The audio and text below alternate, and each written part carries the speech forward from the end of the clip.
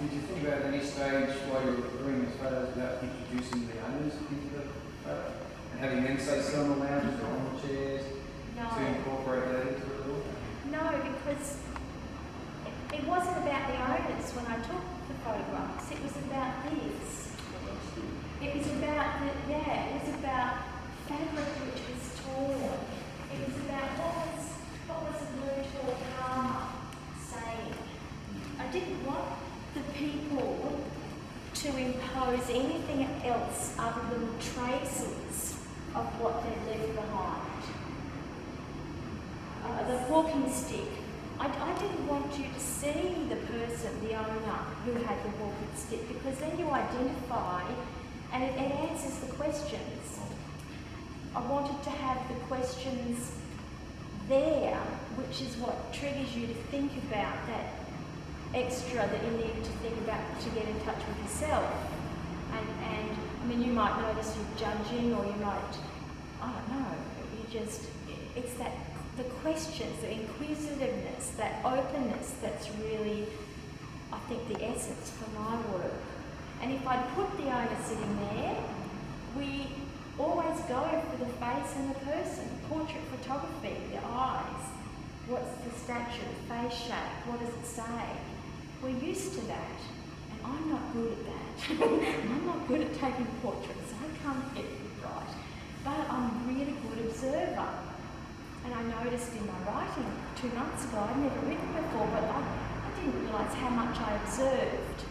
So I observed the details, and then the unseen comes through. I don't want to have all of that answered for me straight up. It's not, for me, in my own work, that's not how I work. I really like the fact that you've chosen a site that's neither interior or exterior, but it's that interface.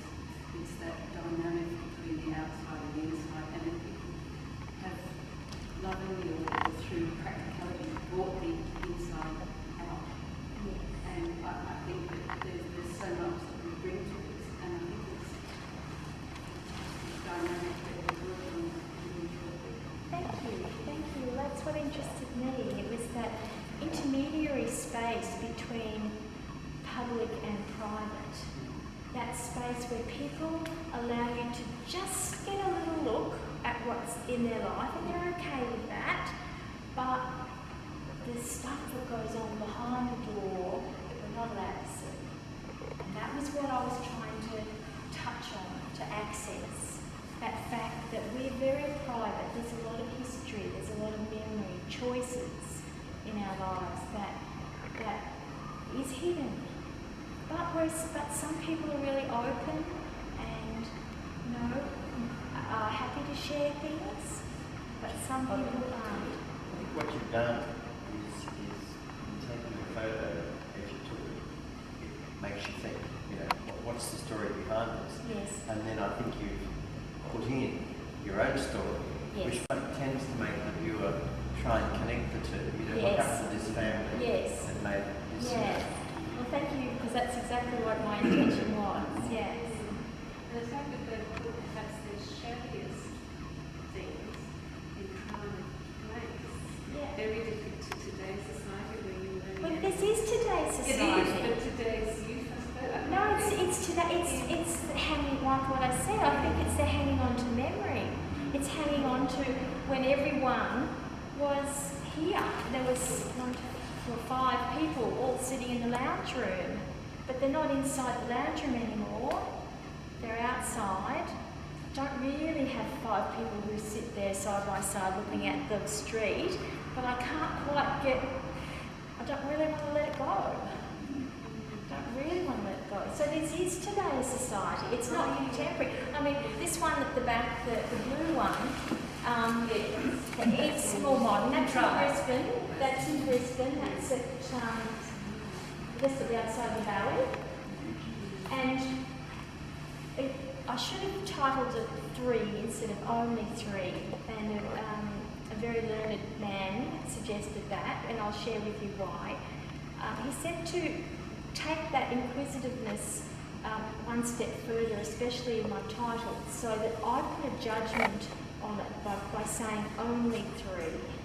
Because that's like my two granddads and my nana passed away, and there's my mum, my dad and my auntie who are left. So there's only 3 left. And my friend said, look, you should just say 3 so that people can then ask, and you can just ask 3 too many, not enough, you know, so I can broaden that concept rather than putting a judgment on it. And the same with the waiting one. He made me think about not putting my interpretation onto it of waiting, because I've actually then limited the viewer's response by putting my own interpretation. He suggested it may have been better to put 8, so that then the viewer can take from the image what they need to, and I'm actually just already identifying it as the person behind me is waiting for someone, and she was actually waiting for her son to return, and because there's 2 chairs there that don't even have seats in them, you know, there's only one person to have a seat there. So just something to think about that I thought I would share with you about if you're titling your works, to keep it more open. Like I did Blue Toy Car and Granddad and Beer and Daisy, so I've actually just picked out the elements in the photograph rather than putting my interpretation. So I think that's something that I've learnt. But a lot of times people look at the images first, and then they look to see what the artist has titled it to give them an insight of what the artist is Yeah, but I think it's too close. There's not enough time. I mean, by the time you have a look, and then you go do say 10, 15 seconds, and then you have a look at the title, it's that's it. That idea of waiting is already in your head. It hasn't given the viewer enough time to be able to explore themselves. Even if it's a week or a month, you take the catalogue home and you come back again. Keep it open-ended, and that I really look at everything first, and then I go back. Yes, but you see, you understand, you've got knowledge, and you've been in the industry, but I mean, my work isn't. Bye-bye, Steve. Thanks for coming. Also, it's not about just a general viewer. Lots of people just walk past here, and I see people will look at that, and then they'll look at the photograph because they doubt themselves. They doubt whether they can interpret it. They haven't acknowledged that their own value in feeling. You know, they've thought, oh, I'm no good at art, I don't get it. I'll look at the title to help me understand what the work's about. So their own self-doubt in being able to interpret art has made them look at a title, and which has actually limited their ability to connect with their own emotion or their own feeling.